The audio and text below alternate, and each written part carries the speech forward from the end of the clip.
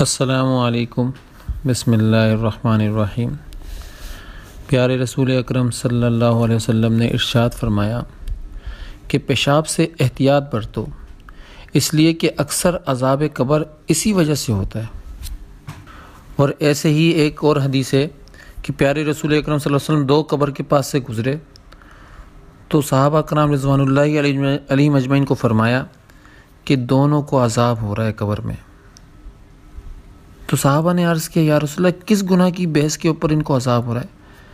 فرمایا ہے کہ ایسے گناہ ہیں جن کو لوگ بڑے نہیں سمجھتے، لیکن حقیقت میں وہ گناہ بہت بڑے ہیں۔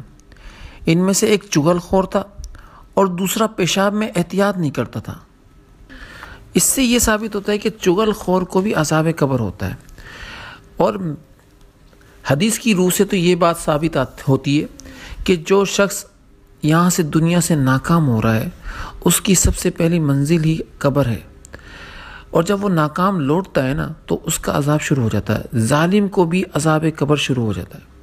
اور جو شخص اللہ کو ناراض کر کے گیا اس کو عذاب قبر شروع ہو جاتا ہے۔ اس لیے ہمیں اپنی ساری محنت اللہ کو راضی کرنے کے اندر لگانی چاہیے، اور ایسے عمل تلاش کر کے ڈھونڈنے چاہیے بلکہ جس سے اللہ راضی ہوتے ہوں، اور پیارے رسول اکرم صلی اللہ علیہ وسلم کی سنتوں سے پیار ہونا چاہیے، محبت ہونی چاہیے، اور اپنی زندگی کے اندر پیارے رسول اکرم صلی اللہ علیہ وسلم کی سنت کی بہاریں زندہ کرنے والا جذبہ ہونا چاہیے، اور ہر آن ہر گھڑی ڈرتے گزاریں، اطمینان میں بخش زندگی نہ گزاریں،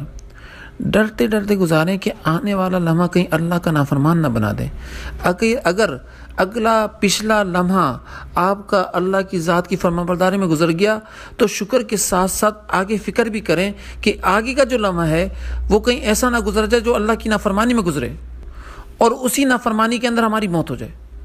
تو پھر سمجھ لیں جب اللہ کی نافرمانی میں اگر آپ کی موت ہو گئی تو عذاب قبر جو پہلی سیڑھی ہے، پہلی منزل ہے، بس اسی پہلی منزل پر آپ فیل ہو گئے اور یہیں سے عذاب قبر شروع ہو جاتا ہے۔ حدیث میں یہ آتا ہے نا کہ جب کوئی نافرمان کی موت ہوتی ہے تو قبر اس کو بولتی ہے کہ تو دنیا کے اندر جتنے لوگ چلتے تھے تو مجھے سب سے برا لگتا تھا، آج تو میرا سلوک دیکھے گا۔ اور پھر اس کو قبر بھیجتی ہے اور اس کی پسلیاں آر پار ہو جاتی ہیں، پسلیاں ایک دوسرے کے اندر گھس جاتی ہیں۔ ایسے ہی مومن بندہ جب قبر کے اندر جاتا ہے تو قبر اس سے بولتی ہے کہ جتنی بھی دنیا کے اندر لوگ تھے اور چلتے تھے میری پشت کے اوپر، زمین بولتی ہے جتنے لوگ میرے پشت پر چلتے تھے تو ان میں تو سب سے زیادہ پیارا مجھے لگتا تھا، آج تو میرا حسن سلوک بھی دیکھے گا۔ اور حدیث میں آتا ہے کہ اس مومن بندے کو بھی قبر تھوڑا سا بھیجتی ہے، جیسے ماں ایک اپنی گود میں لے کر بچے کو تھوڑا سا بھیجتی ہے نا، یعنی پیار دیتی ہے، پیار کرتی ہے،